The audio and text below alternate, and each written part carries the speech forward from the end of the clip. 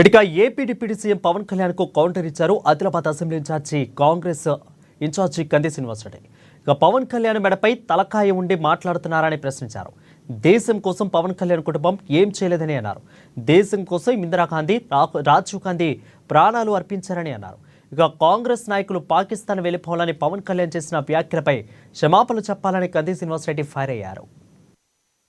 ఇప్పటి పవన్ కళ్యాణ్ లాంటి రాజకీయ నాయకులు ఒక్కసారి చరిత్రను చదవాలా. ఏమంటాడు? కాంగ్రెస్ పార్టీ నాయకులు పాకిస్తాన్ వెళ్ళిపోండి అంటాడు. తలకాయ, నీ మెడకాయ మీద తలకాయ ఉండే మాట్లాడుతున్నావా పవన్ కళ్యాణ్ గారు? నీకేమైనా కనీసమైనటువంటి చరిత్ర మీద అవగాహన ఉందా? నీ కుటుంబంలో ఎంతమంది బలైనరు ఉగ్రవాదానికి? ఎంతమంది దేశం కోసం త్యాగం చేసిండ్రు నీ కుటుంబంలో? పవన్ కళ్యాణ్ గారు గురువింద గింజలాగా మాట్లాడవద్దు. కాంగ్రెస్ పార్టీ ఇద్దరు ప్రధానుల్ని తీవ్రవాదానికి బలైనరు. ఇద్దరు ప్రధానుల్ని దేశం కోసం ప్రాణాలు అర్పించిండ్రు. నీ కుటుంబంలో ఎంతమంది అర్పించిండ్రు చెప్పు. మొదలు మాట్లాడవచ్చునా? నీ సంస్కారానికి తగునా?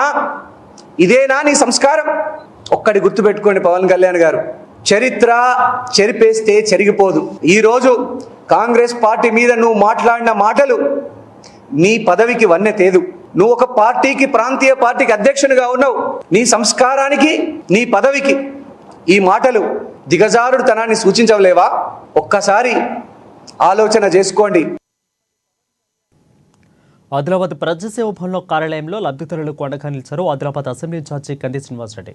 ఈ నేపథ్యంలో 20 మంది సీఎంఆర్ఎఫ్ చెక్కులను మంజూరు అయినట్టు తెలిపారు. కాగా ఇద్దరు లబ్ధిదారులకు సీఎంఆర్ఎఫ్ చెక్కులను అందించారు.